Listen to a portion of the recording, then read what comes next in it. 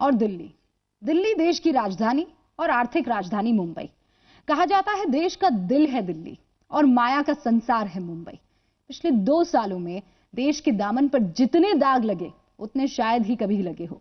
Delhi gangrape case के बाद महिलाओं के लिए सुरक्षा के कई सारे नए वादे किए गए, नया कानून बना, लेकिन इस कानून के बाद भी कितनी बदली है दिल्ली, या फिर क्या कुछ बदला है मुंबई में, यह भी तो जानना जरूरी है।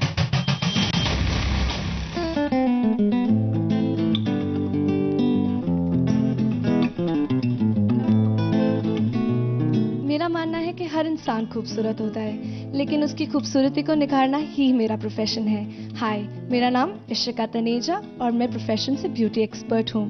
कैपिटल में रहते रहते हमें कुछ परेशानियाँ हर मोड़ पे होती रहती हैं, लेकिन इस वुमेन्स डे पे मैं आपसे अपनी परेशानियाँ शेयर करना चाहती हूँ। तो आइए ले चलती हूँ मैं आपको अपनी जिंदगी में।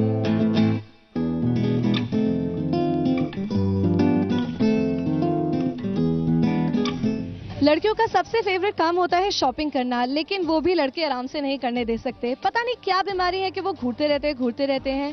अब मैं आपसे ही पूछना चाहती हूँ कि am I asking too much, कि क्या हम आराम से शॉपिंग भी नहीं कर सकते हैं अब? इसके साथ साथ मैं आपकी ये गलतफहमी भी दूर कर दूं कि लड़कों को लगता है कि हम लड़कियां इसलिए ड्रेसअप होती हैं ताकि कोई उन्हें छेड़े। ऐसा कुछ नहीं है। हम ड्रेसअप होते हैं ताकि हम सुंदर लगे अपने लिए। और कपड़ों का छेड़ने से क्या ताल्लुक है ये मुझे समझ नहीं आता। मैं चाहे जीन्स पहनूं, चाहे सूट या साड़ी, वो मेरे अपने कंफर्ट लेवल पे डिसाइडेड होता है। एंड मैं अगर छोटे कपड़े पहन भी रही हूँ, उसका मतलब ये नहीं है कि मैं आपको लाइसेंस दे रही हूँ कि आप मुझे देखें या छेड़ें।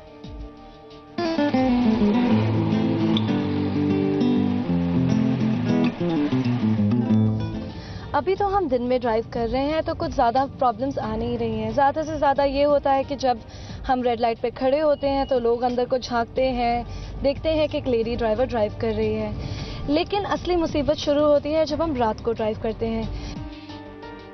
रात को मेजर प्रॉब्लम्स ये आती है कि लोग यूजुअली अल्कोहल कंज्यूम करके ड्रंक हो चुके होते हैं, तो वो आपको परेशान करने की कोशिश करते हैं। कभी कभी आपको फॉलो करते हैं क्योंकि उनको पता होता है कि आप अकेले हैं। कभी अगर आपको पुलिस भी रोके तो आपको ये बात पता होनी चाहिए कि शाम के बाद जैसे ही सूरज ढल जाता है तो पुलिस भी आपको रोक नहीं सकती अगर उनके पास विमेन कांस्टेबल नहीं हो।